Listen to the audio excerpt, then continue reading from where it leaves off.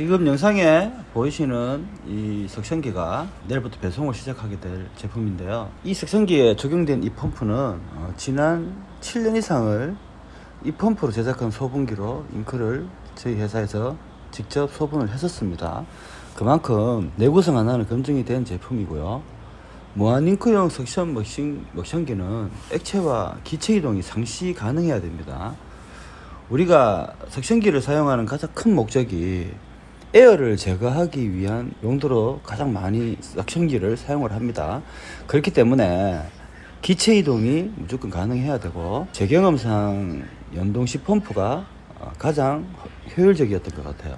그래서 제가 가장 오랜 동안 사용했던 펌프가 이 연동식 펌프입니다. 시작 코스를, 자, 이게 1번 호스, 2번 호스라고 가정했을 때 시작 코스를 어디로 하는가에 따라서 이 머신기의 사용 용도가 달라지죠. 1번으로 주 용도로 하게 되면 석션기가 되고, 2번 용도로 사용하시게 되면은 주입기가 되겠죠. 얘가 이제 페인트통 가 있고 상태에서 석션을 해서 여기 카트리지 있는 잉크를 일로 이동시킨다라는 목적이 된다면, 반대로 얘를 잉크통에다 집어넣고 얘를 끝에 바늘을 물린 상태로 꽂으셔서 온을 올리시면 반대 주입기가 되겠죠. 잉크를 주입하는. 그래서 쉽게 말해서 단순히 온 오프라는 머신기에는 단순한 온 오프 기능만 집어넣고, 호스를 1번으로 활용할 것인가 2번으로 할 것인가에 따라서 얘가 석션기가 되기도 하고 잉크 주입기가 되기도 하는 방식을 사용을 했어요. 그 이유가 머신기 자체에 전진과 후진 버튼을 여기에 적용하게 되면 어떤 일이 생기냐면은, 지금 석션을 해야 될 상황에서 실수로 주입을 해버린다든가, 주입을 해야 되는 경우에 반대로 석션을 한다든가, 이런 실수를 굉장히 많이 하기 때문에 그런 실수 자체를 아예 못하도록 이 머신기는 그냥 단순화시켰습니다. 그냥 온이냐 기계를 켤 것인가 끌 것인가 그 기능만 놔둔 거고요.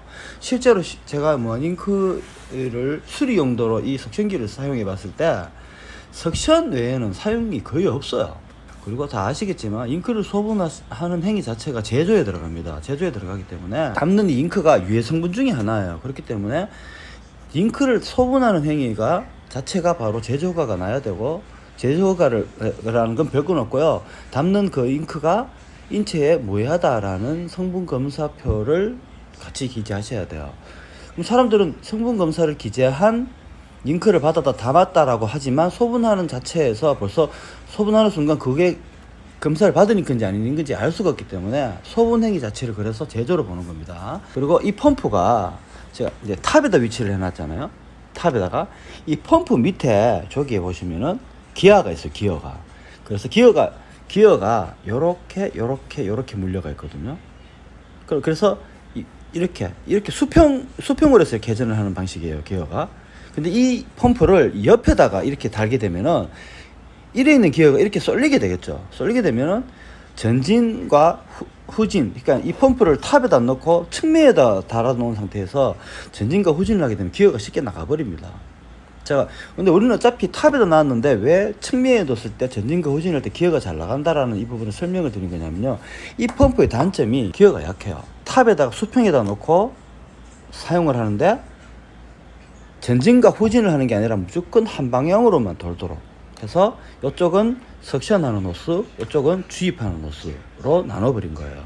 만약에 여기다가 전진과 후진을 할 수 있는 버튼을 넣게 되면 그만큼 이 펌프의 내구성이 확 떨어지겠죠. 그래서 이 연동식 펌프는 오래오래 사용하는 방법이 뭐냐? 무조건 한 방향으로만 돌게끔 해서 사용하시는 게 이 펌프를 가장 오래 쓰는 방법이에요. 그래서 저희들이 단방향으로 채택을 했던 겁니다. 여기다가 전진과 후진을 넣을 수도 있고요. 펌프에 도는 속도를 조절할 수도 있고, 그리고 타임, 내가 설정한 시간만큼만 펌프가 돌도록 할 수도 있어요. 그 기능을 다 넣을 수는 있지만 제가 기선이라는 제품을 한번 출시를 해서 운영을 해봤는데 거의 없어요. 이 석션 말고는 거의 쓸 일이 없습니다. 석션기가 거의 지배적으로 쓸 일이 많고요. 전진과 후진을 넣어놨더니 사람들이 실수를 너무 많이 해요. 석션을 해야 될 때 그냥 주입을 해버리면서 잉크 다 터져 먹어버리고, 반대로 주입을 해야 되는데 석션을 하는 경우도 있고, 그런 실수를 많이 하기 때문에 그런 실수 자체를 원천적으로 할 수 없게 하는 방법은 머신기에 그 기능을 아예 안 넣는 거예요. 안 넣어버리면 돼요. 온리 끄고 켜는 것만 넣었던 이유가 사람들이 실수할 수 있는 범주를 줄이기 위한 거예요. 그리고 잉크를 다루는 이 직업은 그런 실수 하나가 굉장히 데미지가 커요. 주변이 막 다 막 이게 잉크에 범벅이 되고 난리가 나거든. 옷도 다 버리고. 이게 제가 잉크업을 오래 해보니까 느낀 건데, 최대한 실수를 안 하도록 아예 장치를 구성해서 사용하시는 게 제일 효율적이었습니다.